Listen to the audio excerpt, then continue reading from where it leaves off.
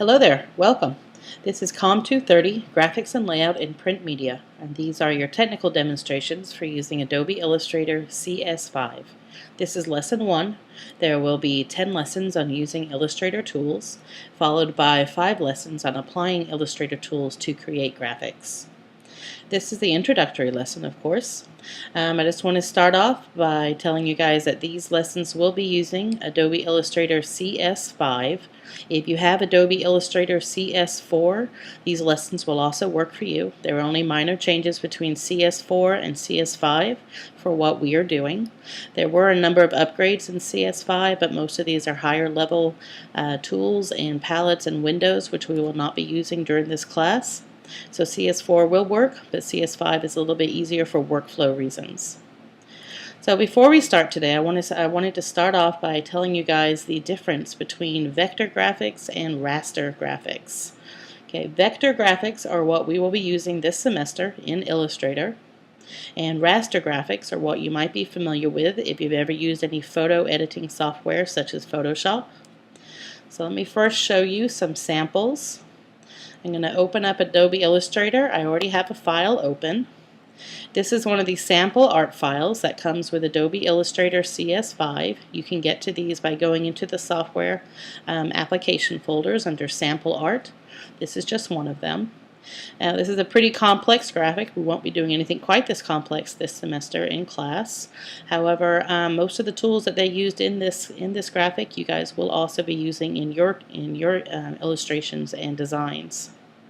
So I just want to show you the difference between these vector graphics and Illustrator graphics.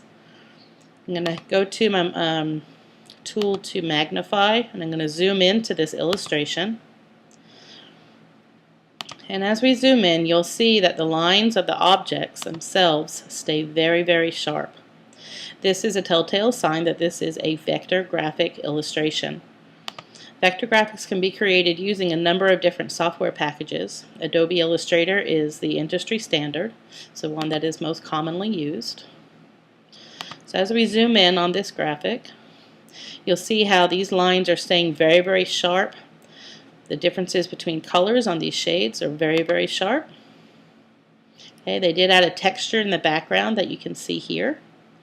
Okay, but you can see how these are nice, clean, crisp images. And the thing about vector graphics, and the reason it's used for things such as logo and packaging design and things like that, is that it doesn't matter how large or how small we make this graphic when we print it, these lines will stay equally sharp. Okay, you can zoom in and out of these graphics and they look exactly the same. So this is in Adobe Illustrator, and these are vector graphics. Now I'm going to go to a program such as Photoshop, and I have the same illustration in Photoshop. And as I zoom in to the same illustration in Photoshop, you'll see a difference in what the image will look like. The further we zoom in, the more distinct this difference becomes.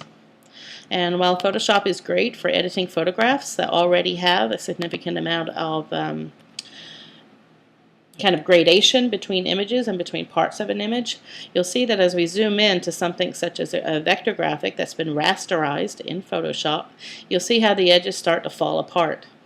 Again, this works great for a photograph, not so great for a graphic such as this one. So if I do kind of a side-by-side comparison here, you see the sharpness of the illustration in Illustrator versus the soft, fuzzy, rasterized lines in Photoshop. Okay, it's important that you understand this because many of our students have had experience using photo editing software such as Photoshop, and they're very used to working with pixels, these individual pixels of different colors that make up an image. And when you zoom out of a rasterized image, it actually looks great. But as you can see, zooming in, it does not. Okay, so even if you are used to using Photoshop or a similar software package, the methods that we're going to be using to create graphics in Illustrator is quite a bit different. The good news is that if you've used Photoshop, you'll recognize all the tools, or most of the tools that come up in Illustrator, and the layout of the software packages are quite similar. Okay, so again, this is a Photoshop image. And this is an Illustrator image with those nice sharp lines. I'm going to go ahead and shut down Photoshop. Okay, I'm not going to save because this is a sample file. And again, this is back in Illustrator. Now before I get started on the software, I just want to go through some simple file maintenance type things and file management. Doing basic file management even in the very beginning here is important because you guys will be generating anywhere between 40 and 60 or so files this semester. So it's easier to get them organized and keep them organized from the beginning rather than trying to do this at a later point in time. You can choose to save your files in any way that you wish. I'm going to show you one that I like. I'm using a Mac, so my system is going to be different from anyone on a PC. But I usually go to my desktop and I would create folders. I'm going to create a folder that is for my 230 exercises. And you guys will be doing the 5 lesson exercises, which come as part of the technical demos.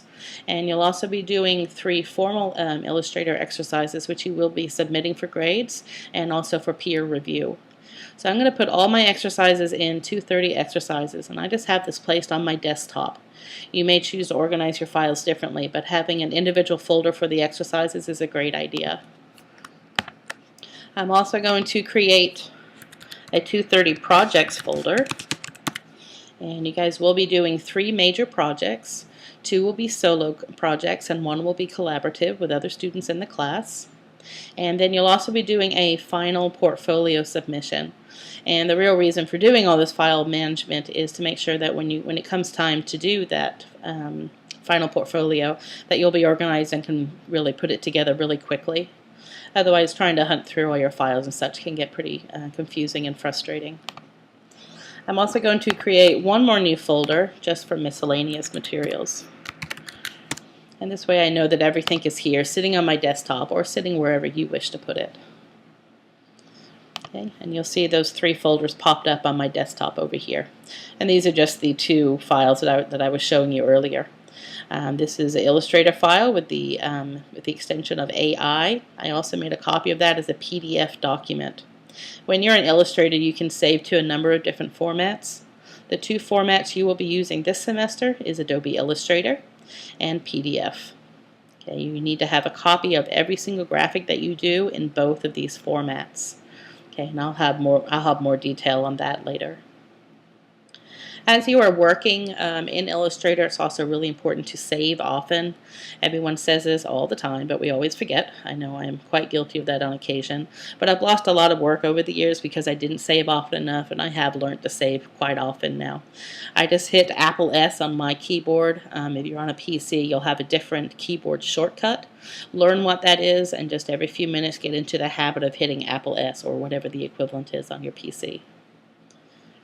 Okay, that is the end of this lesson. For the next lesson, we're going to start Adobe Illustrator, and I'll show you the layout of the program.